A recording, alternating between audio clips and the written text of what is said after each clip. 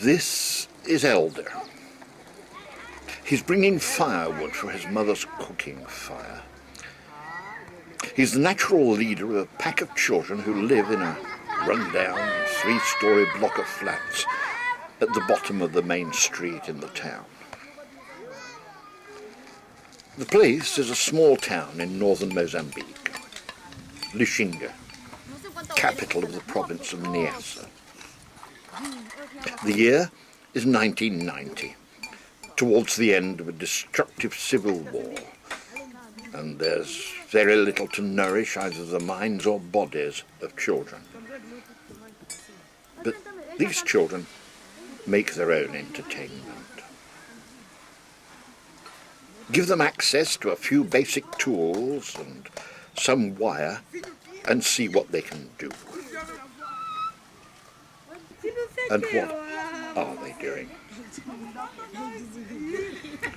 The first job is to straighten out the wire of this old piece of fencing that they found discarded somewhere. They're great scavengers, these children. They're making the different parts of cars and lorries. They seem to carry the plans of them in their heads, like some genetic knowledge they were born with. There have been almost no lorries to be seen in Lichinga for many years, especially articulated ones.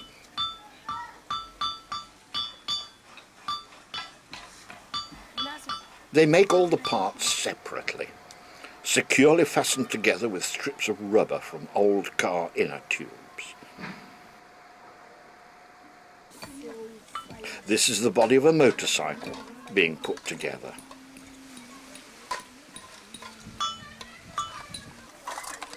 And here is a finished one they're playing with.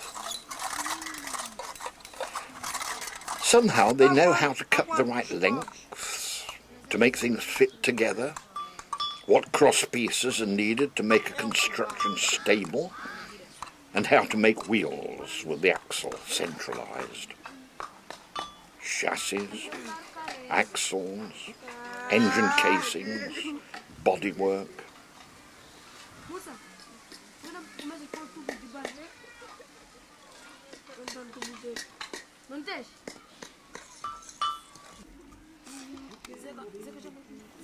Then wheels. The wheels are either made from the ends, cut off beer cans, and clamped together to form a strong wheel,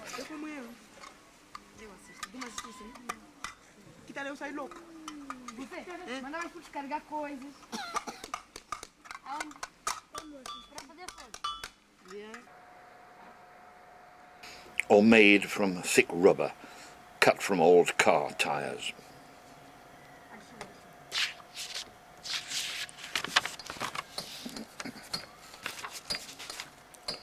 Here's Zeka getting his wheels on.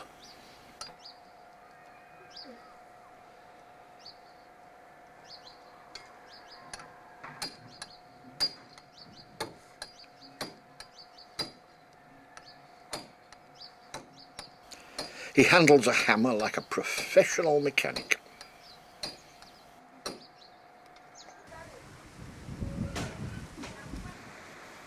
A last few adjustments, then time for a road test.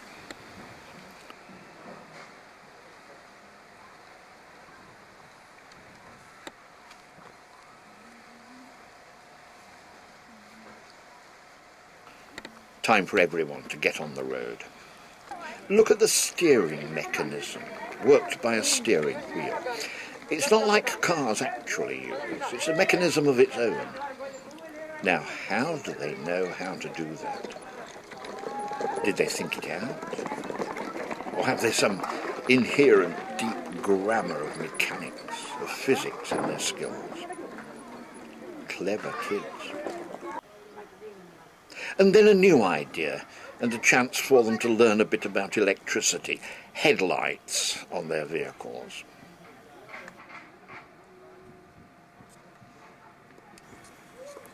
They solder wires to flashlight lamp bulbs.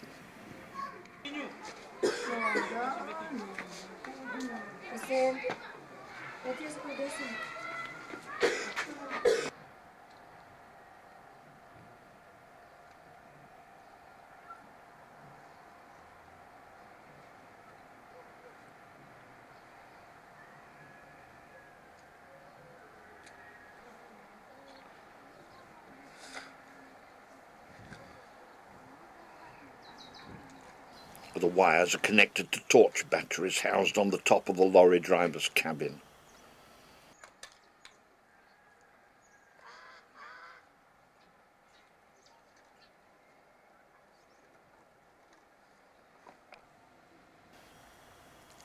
The bulbs are fitted into wire holders backed with silver paper from cigarette packs.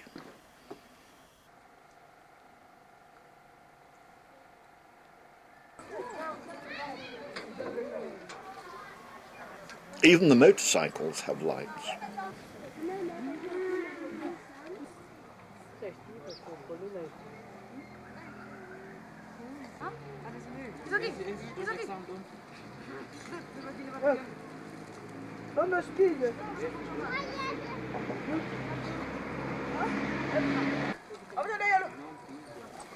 And off they go into the night with headlights glowing.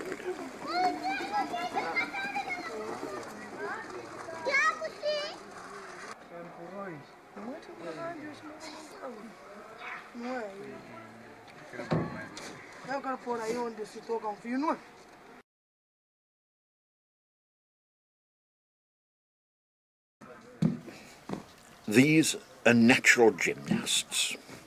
They have no equipment but an ingenious use of an old car tyre to give them a bit of bounce for somersaults. And what joy and pride they have in what they can do.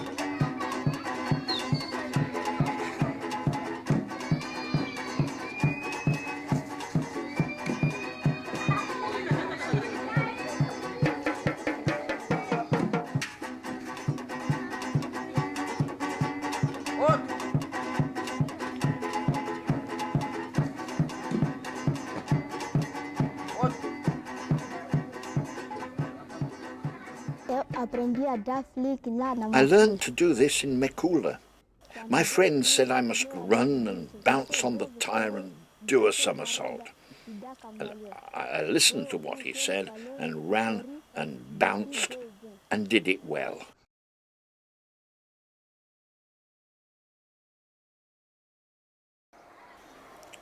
This is the back of the flats where they all live.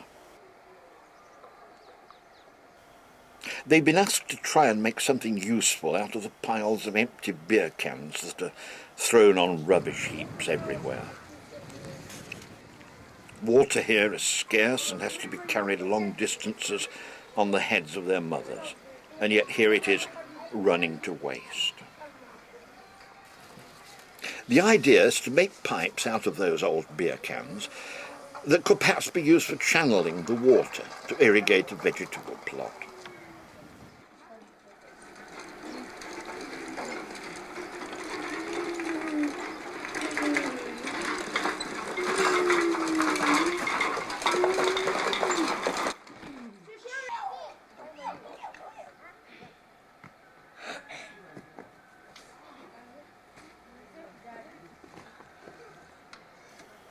They like the idea.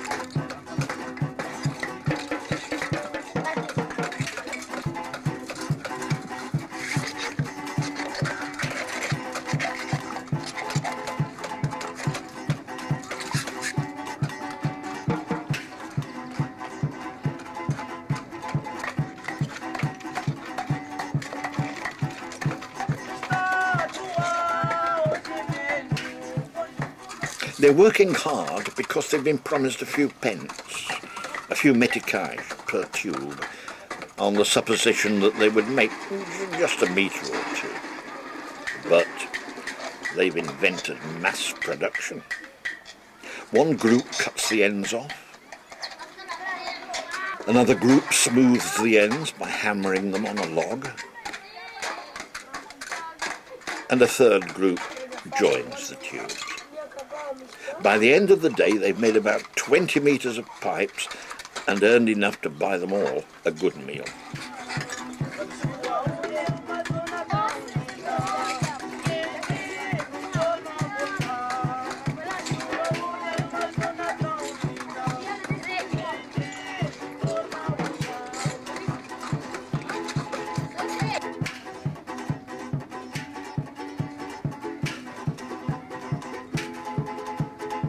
And finally, here's Elder testing out the pipes.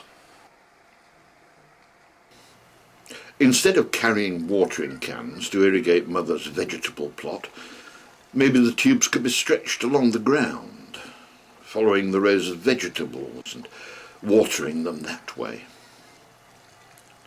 Will anyone take up the idea?